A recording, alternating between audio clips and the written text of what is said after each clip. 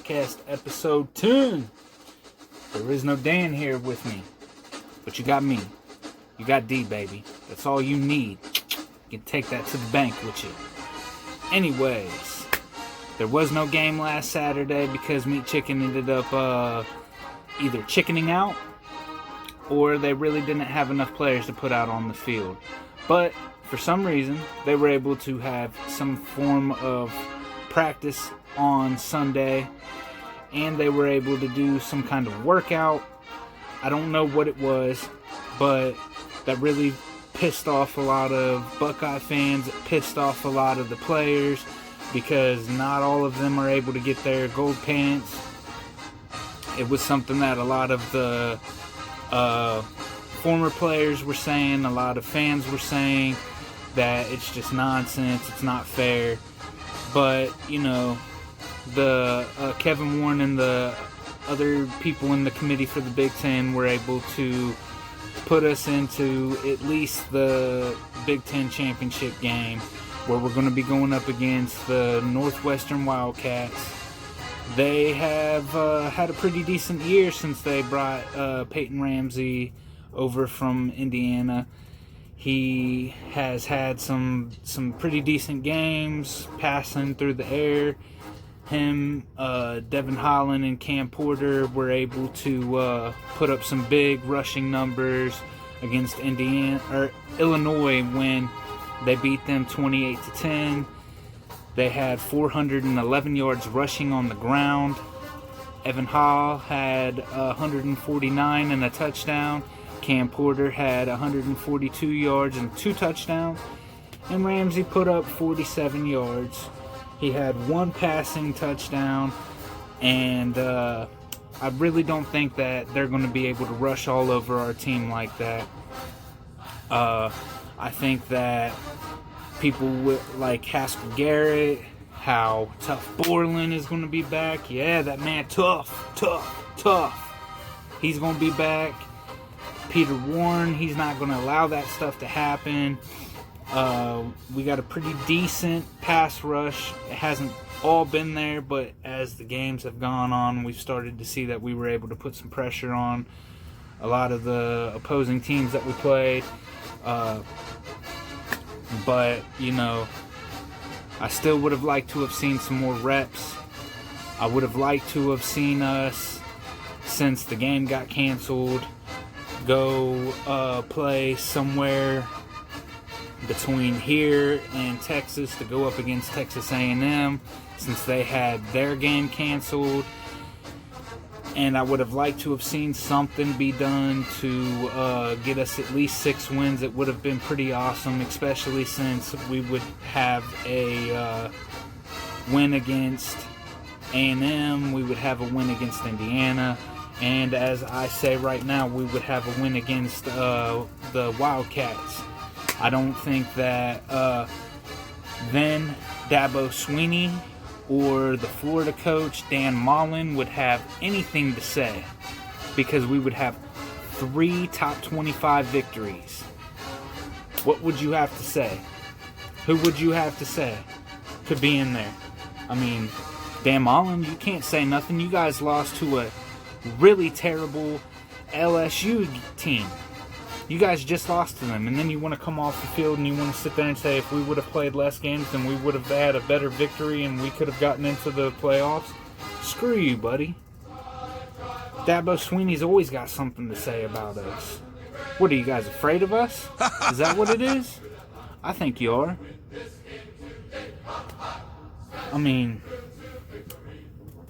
I don't think that a lot of these teams would be able to handle it. I mean, if Dabo wouldn't have gotten those lucky calls, we would have went up against LSU. I mean, you got a nonsense roughing the passer call when you got that called on Shaun Wade last year. I mean, it came down to the last play of the game, and I don't even think we were as solid last year as we are this year. Anyways, I'm ranting and raving. But let's talk a little bit more about this game. I think Justin Fields is going to have another outstanding game. I don't think that he's going to have to rush on or have a whole lot of rushing yards, because we do have Trey Sermon, who had a breakout game, in my opinion, last week, or against Michigan State. We didn't play last week. And we got Master Teague, who has looked solid all year. We have a hell of a receiving core. You know, I think Garrett Wilson's going to be out there being the playmaker that he is. I think that Chris Olave is going to, of course, always be the deep threat.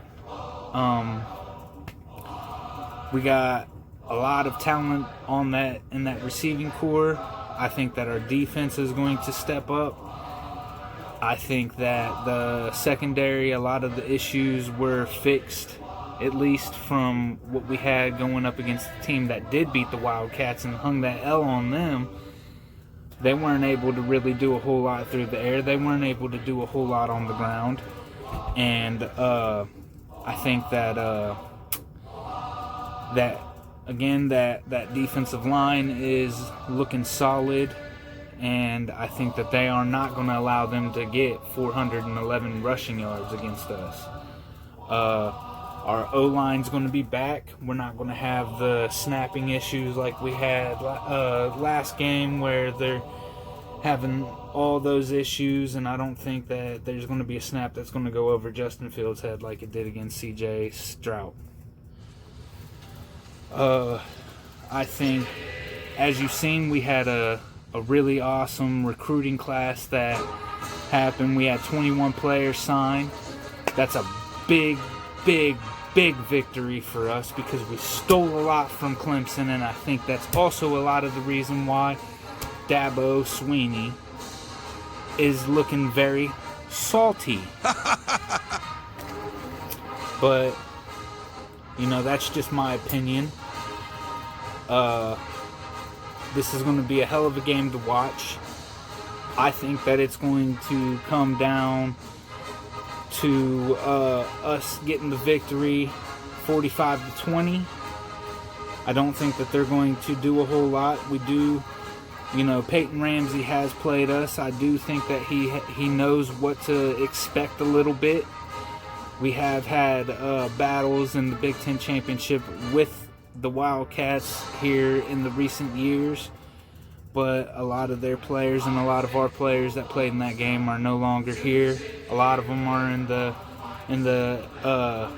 NFL, at least on our half. I don't know about them, but yeah, it's going to be a hell of a game. It's going to be on Saturday at 4 o'clock. I hope y'all like it. I hope y'all watch, and I hope y'all pay attention for next week. Do me a favor, people. Go to Dan's Facebook page and ask him why he stood me up. Seriously, ask him. Anyways, like, comment, and subscribe on YouTube. Like, comment, and share on Facebook. And I hope y'all pay attention. Come back and watch my my NFL Week 14 reviews. I'll be back in about a minute.